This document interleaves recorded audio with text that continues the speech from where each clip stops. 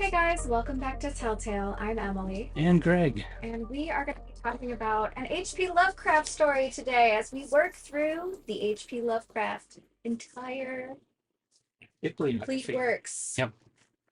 all the things. Yep.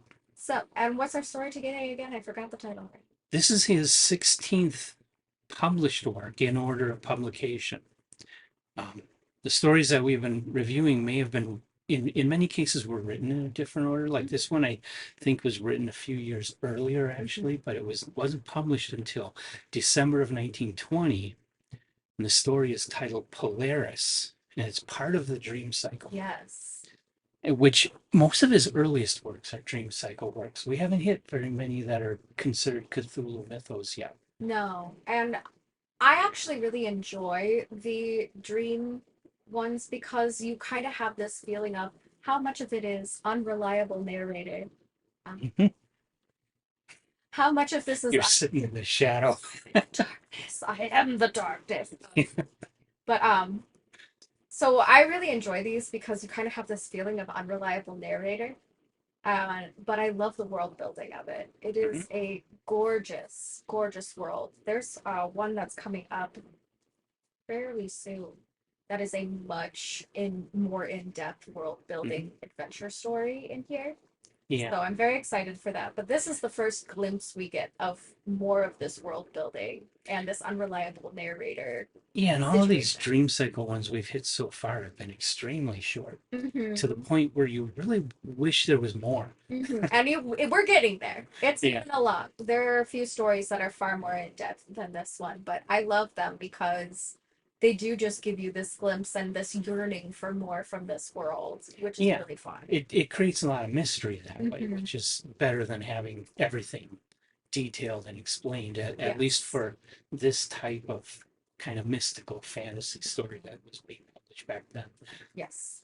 So this is a really fun one because we have this guy who basically he can't tell which is the reality and which is the dream. Hmm. And at one point in the story, it actually switches for him, Hmm. where he has these dreams of this city on Polaris in the cosmos.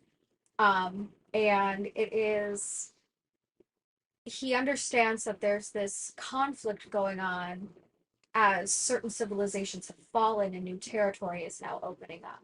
Hmm. But that means there's also a lot of conflict happening in this city. And then eventually he kind of switches from observer to an actual participant in this city. Yeah. And he is ends up being a sentry Mm. for looking for enemies. But as enemies are coming, he keeps switching back to wakefulness. Hmm. And then eventually he goes insane because he keeps saying that he needs to go back to sleep in order to be able to go back to his real world. And then he ends up in a mental institution and stuff. And I'm obviously not giving it justice because we always say you should really read it to have the full understanding of how the synopsis works. Yeah. It's beautiful though. The word pictures Yeah. are stunning. And of course the usual Lovecraft writing style and Hmm. such is amazing. Yes. So it's just at this point, I still want to know how these go together, and I want to know more about this universe. Hmm. We're just getting these little tastes, these little Yeah. glimpses, and it's cool, but nothing really happens. Yes. Yeah, and that's kind of the interesting thing is as he does this earlier work stuff, is that he does just give you these tastes of things until Mhm. he starts writing those longer narratives. Yeah.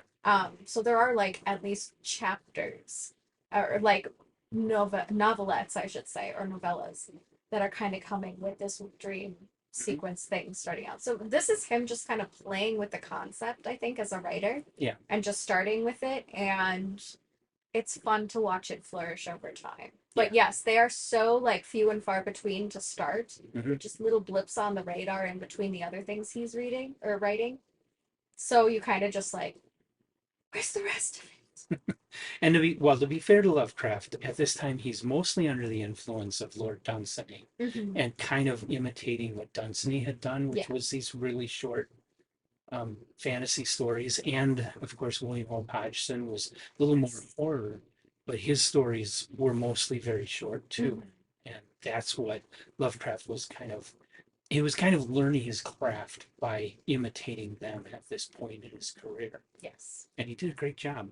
This one of the things I love is that Lovecraft was deeply interested in astronomy, which I am also. Yeah. And he knew a great deal about astronomy, at least for during his day. Yeah. And this is the first story he's written where he really brings a lot of astronomical knowledge into it, describing the constellations and the star Polaris, how they're positioned in the sky. Yes. The first like half of the story is basically that. Yeah. And I really love that. I thought that was great. Yeah, I think it's a really well done piece as well. And it's very romantically written. He's romanticizing not just the cosmos, as he's describing them, but the city that he goes from observer to participant in, and all this other stuff. And even the concept of conflict is romanticized a little bit in this. And it just is so interesting because we don't think of Lovecraft as being very romantic. As a writer, we always think of him in horror, cosmic horror, with this sense of dread and doom and foreboding. So it's really cool to see these dreamscapes that he's building in this romantic way because so many people just know him for the darker stuff. And this isn't, none of this feels dark, even though conflict is happening. It's not a very heavy, dark feeling story. No, it's very mysterious, but it doesn't, I mean, we don't, he's a century of a city. And tell me if I'm wrong, but I don't think he ever gets into any kind of battle or anything in No, this story. they claim in the story that he's too old now. Yeah. So, but his eyesight is unparalleled. So they say they want him to be a sentry instead. Yeah, so there's not even a battle that happens within the story or anything of that nature. Yeah. So it's, you don't get anything dark, you don't get anything brutal, you don't get any wars, you don't get any monsters, you don't get those sorts of things that you really expect from Lovecraft if you've And read even his. the inner conflict that the character has as he's trying to switch between worlds and the guilt he's feeling for not being available to people on Polaris because of being awake. Yeah. Awake as he and eventually his spiraling into having to go into a mental institution, as is kind of hinted at. It's not really blatantly said, but men in white coats and doctors telling him that he is awake. Yeah. But even that doesn't feel so heavy. Like that's the only conflict in this story is his own internal dialogue with himself and trying to figure out which is his actual reality. Right. Which is so interesting. And I don't recall if he ever had any real involvement in it, but this story in the first like 30 years of the 1900s, there was a very, very strong interest in the occult, and in particular, a philosophical religion that started up called Theosophy, which a lot of the great artists like Kandinsky were involved in. Yep.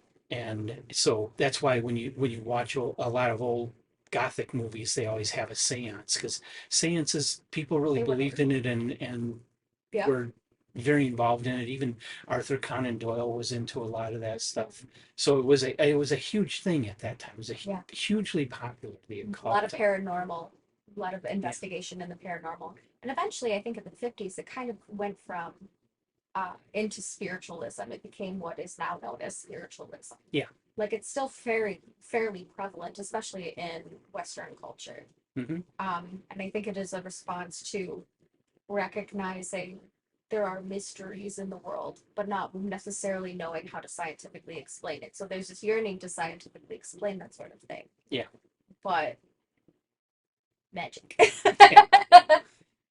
Yeah, and well, I mean, just a lot of very intellectual people believed in that stuff during that time period. I think a lot of the science since then has drawn a lot of people away from those sorts of things and considering them just to be fake. But at that time, there still were lots of people that really believed in Ouija boards and seances and out of body experiences and stuff like that. And fun fact, one of the biggest skeptics during that period of time was Harry Houdini. Yeah. He was big on he wanted to prove that Who was a yes, it friend of could. Lovecraft's. Yes, a friend of Lovecraft and a friend of Arthur Conan Doyle.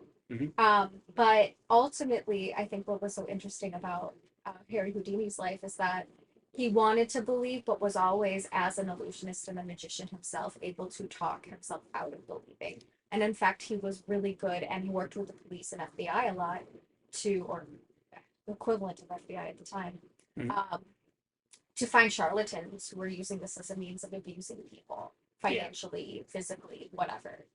That So seems to be interesting. the case a lot of the time because Johannes Kepler, he wanted so much to believe in alchemy Mm-hmm. and set out to prove that all the ideas of alchemy were true of the perfect solids and the perfect solar system with everything going around the earth. Mm-hmm. But in investigating, he couldn't deny the evidence to the contrary. Yep. And he ended up founding modern science and nailing the coffin in alchemy. Yep. Yep. Which now we call chemistry. But yeah. Well, a lot of modern science does come from their practices, but a lot of the things that they pursued, like making gold from lead, have never come about. Nope. Never found a scientific way to actually achieve what the alchemists were pursuing in their Yeah. researches. Right.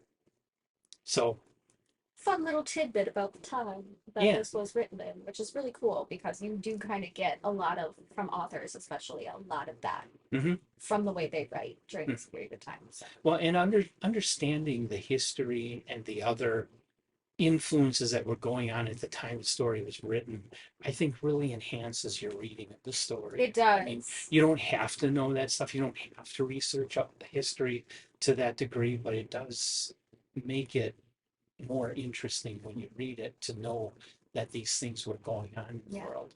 And that's actually something that's suggested in How to Read a Book, Mhm. which is a book about how to read a book, and understanding the full context of a story does make that story much more significant, and it gives you a lot more information to understand where the author is coming from and their goals as a writer. Mhm. There's even a version of it for the Bible on how to read the Bible because Oh, yeah. context is everything when it comes to literature, and so being able to understand what's historically going on during this period of time or whatever definitely gives a lot more gusto to the story than if you're just reading it at face value. Mm-hmm.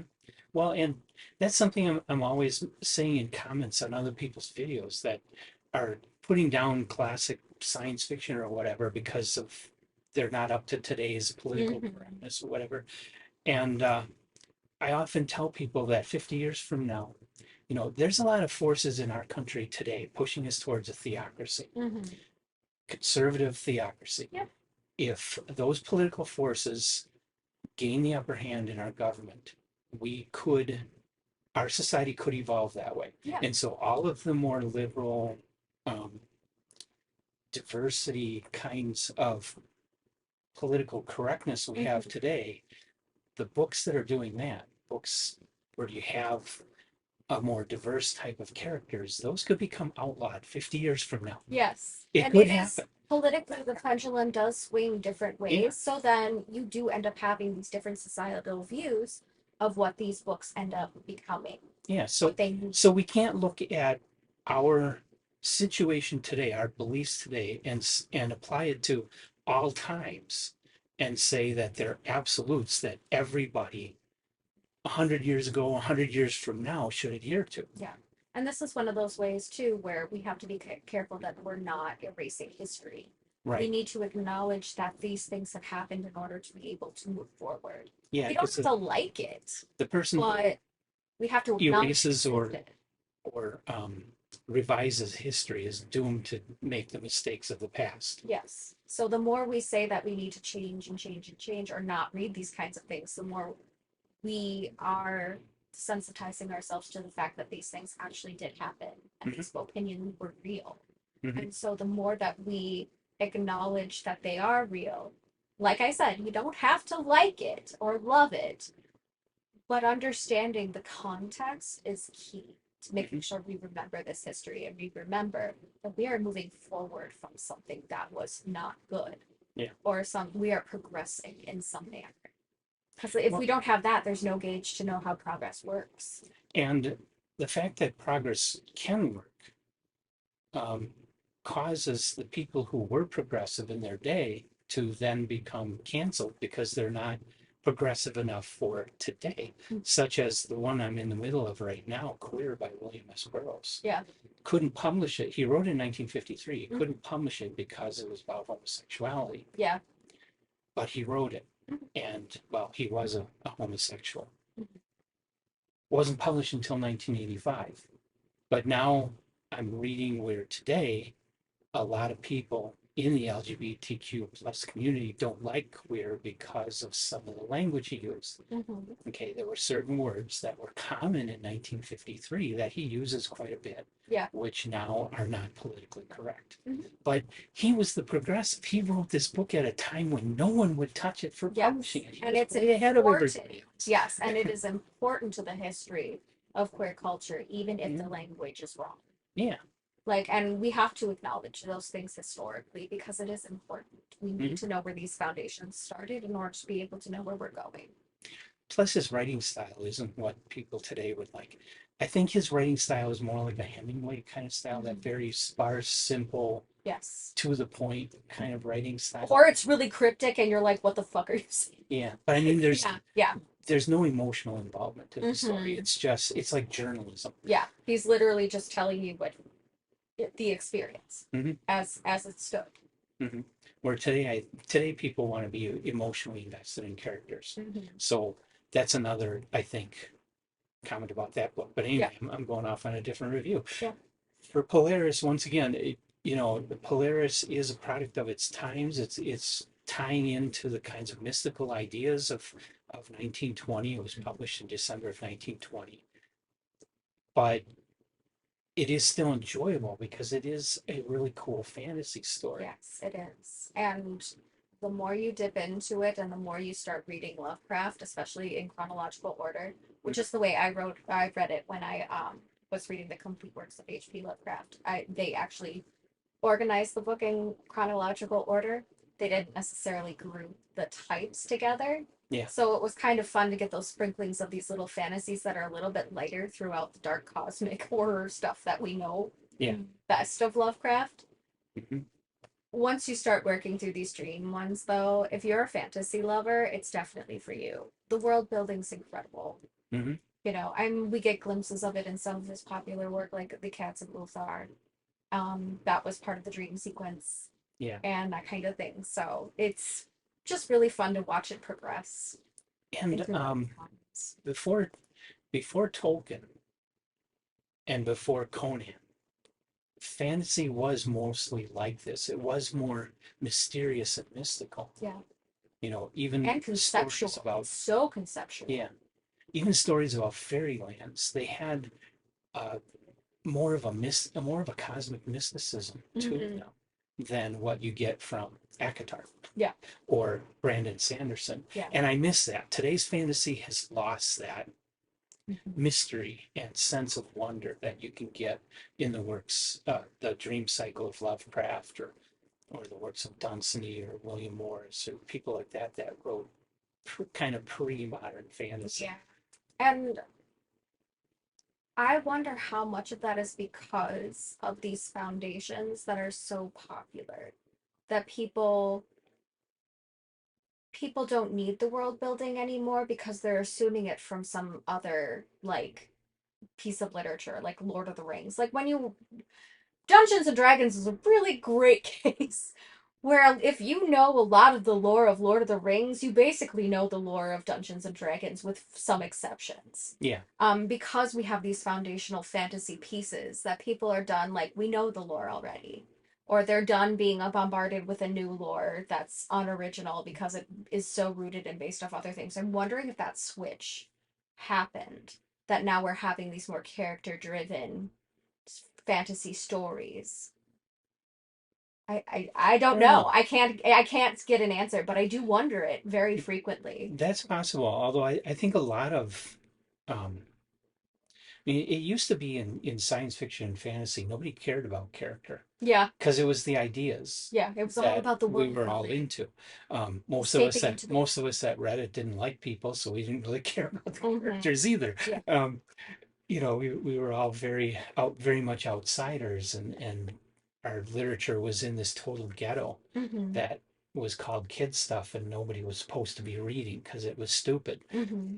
Um, More modern readers, though, are coming into science fiction and fantasy from the standpoint of knowing more about traditional literature and other types of books, Hmm. and getting fantasy books that are being written by authors who do take the time to build character, like Hmm. Harry Potter, like Brandon Sanderson. Hmm. Um, and so that's what they're expecting. And I think a lot of that has to do with why current readers go back and read classic science fiction and they Hmm. just don't get it. Yeah. Because Yeah. it's just not, science fiction developed completely outside of the normal literary expectations. Hmm. It was in its own ghetto, developing completely on its own, Hmm. and had nothing to do with what was Yeah. being It written wasn't even a outside. subgenre at that point. It was a new genre. Yeah. So now you have all these people that are interested in science fiction and fantasy because of pop culture coming and reading the works that we've loved, and they're going, well, the characters suck. Well, yeah, we Yeah, didn't care because it was about about characters. building the world. We cared It was about about the astronomy. We science. cared about Yeah. math. We cared about physics. We Yeah. didn't care about people. Yeah. It was more about ideas than people. Mhm. And it's interesting too. I can't remember who said it. Might be just a meme out there on the internet or something, but it says small minds talk about people, medium minds talk about places, but big minds talk about ideas, or Mhm. something to that effect. Mhm. And that's what we're coming from is this we had big minds who built these concepts and now they're so integrated into the lore of things. That's why I always wonder this. It's like they're so integrated into the lore of things that people just assume they know already. And now we're kind of at the small minded, everyday, relatable drama or, humanness or not humanness at all that we want to see in these characters. So it's just interesting To to an see that extent, shift. but I think, and this relates to Lovecraft too. I think a lot of the older genre writers were people who they were outsiders. Yeah. They weren't, they didn't get invited to parties. They weren't part of groups. They They were on probably, their own. most of them probably had autism or something too. Maybe, We and never know. they just didn't have social skills. And so when they tried writing, and this applies to a lot of early science fiction, why there aren't many women characters, because the males that took an interest in science fiction in the 1930s, they didn't go on dates. Yes. They don't know anything about women. Um, And they didn't even basically, try. basically, and Yeah. Isaac Asimov admitted that Yeah. about his in the early Asimov. He admits that Hmm. he tried writing a story with a main Hmm. female character that was romantically involved with the male character in the story, and it was horrible. Yeah. And so he didn't try again. Yeah. He was like, I'm done. I gave it a shot. I can't even He believe. didn't Yep. know how, and because they didn't have those social skills, because they were in their own little, their parents' basement, Yeah. you know, with fantasies of science, and really didn't get, excuse me, really didn't get involved with people much and didn't develop social skills. So how do you write about other people when you have no social skills and you have no um no real exposure to people to learn what people are like? Yeah. And so And you're, that's society isolating them, not yes. them isolating from society. And then you end up having more object permanence and object related concepts in your writing. Yeah. That also ends up dominating your conversations a lot too. You have object and idea conversations. And Mhm. that, I think, even back then, for people who were trying to seek a lot of new truths or understand science or things like that, that was still way over people's heads Yeah. to have these idea and object based conversations. Even I find that in my social life today. People, like, I have some people from older generations who are willing to talk to me about concepts and philosophy and political views and things that are much bigger picture things. Hmm. But young people my age and younger have no idea how to have those conversations. Mhm. I think we're starting to see it a little bit with people pushing into like cancel culture and starting to question these norms and how society deals with things, and or the lack of dealing with things in society. Yeah. But I think it's also at a very primitive stage where we're kind of going back from an intellectualism to kind of plateauing into an industrialism, and now we're back into an like intellectualism again, Yeah. or like the beginnings of an intellectualism. Hmm. But science fiction and horror and fantasy have become part of pop culture. So you Hmm. have more than just a handful of teenage boys that are Yeah. super intellectual reading this stuff. Now you Mhm. have everybody reading this stuff Yes. and liking it. And that's a, for us older people that are into it, it's a little scary. 'Cause Yes, it's like, what does it's this like mean? they want it to be something that it never was supposed to be. Mm-hmm. Yeah.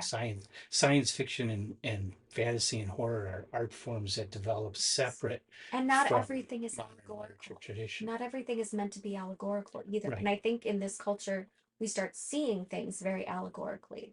Hmm. This is not an allegorical story. This is a No. fantasy, entirely Yeah. fantasy in its purest form.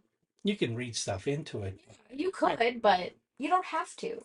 it's doubtful whether Mhm. Lovecraft really meant it Yeah. there. He was probably just thinking, I it'd be can, cool to write about this guy that goes out of his I can body almost into this fantasy world. guarantee Lovecraft did not give a shit if you found it relatable. I Yeah. can almost guarantee it. Like, I'm 99.9% sure he did Mhm. not care if he found this, if this was relatable to any of his readers. It Yeah. was just meant to be a fantasy. Hmm. And honestly, I feel like Lovecraft just kind of wrote for himself. He didn't really write for anybody else.